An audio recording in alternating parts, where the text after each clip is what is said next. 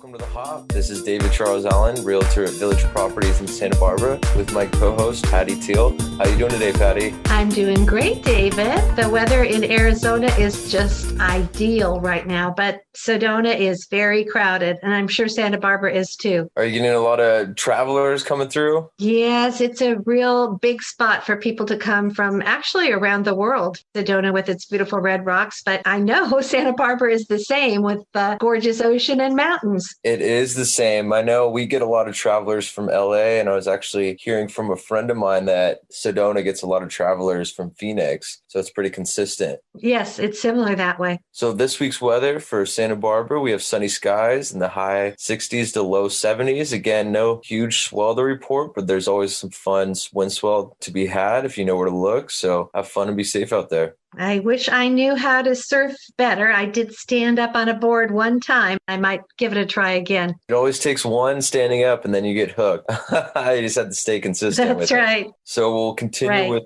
how the mortgage rates are performing as well. They actually went up again this week. So 3.375 for conforming 30-year fixed and 3.125 for non-conforming jumbo. Again, these rates always change, depend on your credit history and your down payment. They do seem to be consistently and slowly rising. I guess we don't have a crystal ball and don't know if that's going to continue to happen. Yeah, like kind of what we said last week, you don't really know what the interest rates are going to do. I know they're trying to keep them low, but how low is low? You just really don't know. Are they going to drop back to under 3? It's hard to say. It'd be better to talk to a loan officer to see what they're going to say about it. Like you said, we really can't predict what's going to happen. So this week, we'll bring up the statistics as well. We had 15 coming soon listings, 50 new listings, 8 price changes, 40 pendings, and 50 closed. So again, we had another week where we have more new listings than we do pending. So that's great to see. Oh, that is good to see. Now, were those price changes price drops? Yeah, so that was actually interesting. I was going to talk about the price changes this week. A lot of them were on the market for only a week and they ended up dropping the price. So like we've kind of been saying, people are just throwing out numbers and not really comping it on anything or making a comparison of what's been selling.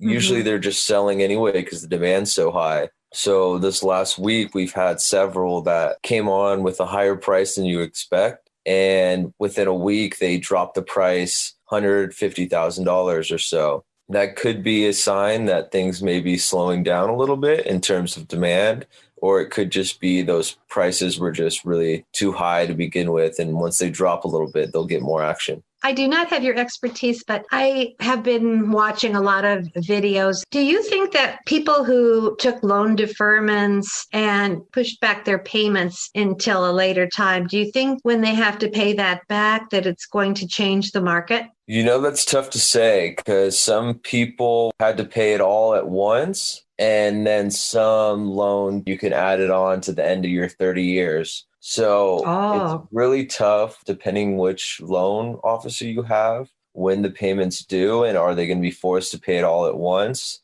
You do have people that aren't able to pay their mortgage. That's usually a case where you can go into foreclosure where you're not paying your mortgage.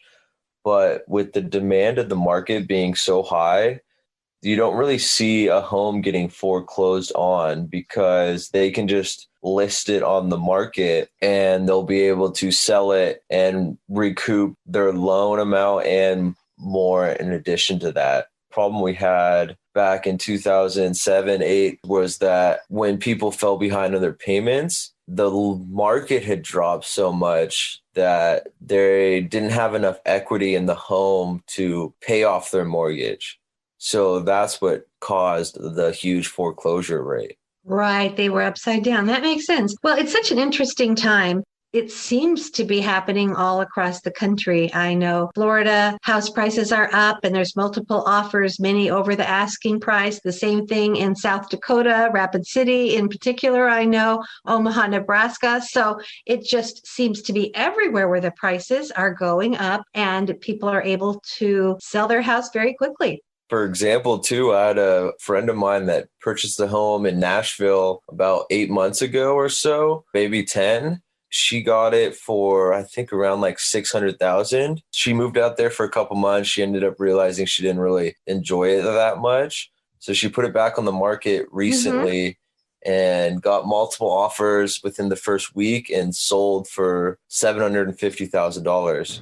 She made 20% at least on the value of her home in the matter of 8 months or so, which is insane. Wow, good for her. That's like a year's work or more, depending on what you do for your living. That's fabulous. Yeah, so that just goes to show the market is just uncontrolled in a sense. And the buyers were coming from Seattle. They worked at Amazon and decided they can work from home now.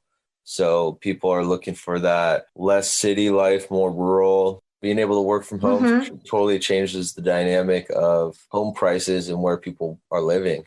Now, what about the big cities, David? Are they still seeing a surge in prices going up, or has it started to level off a little? I know places like New York City and perhaps Los Angeles, for a time, the values went down. Are they back up again? I think people are buying back into the market just because they see long-term potential there. And if prices go low enough, people will buy back in. I think I brought up another story one time about someone up in San Francisco. They still had multiple offers on a place they're competing at, and it went way over asking. So it might have been slow for a while and a great time to buy, but I think it's pretty consistent that people are going to come in that have wealth and they are going to buy for long-term value, because over time you expect people to come back to those big cities and have that culture and character. Yeah, that makes sense, David. Would you give your contact information? Call or text me at 805-617-9311 or shoot me an email at david@davidcharlesallen.com, or go on my website, find out more about me at www.davidcharlesallen.com.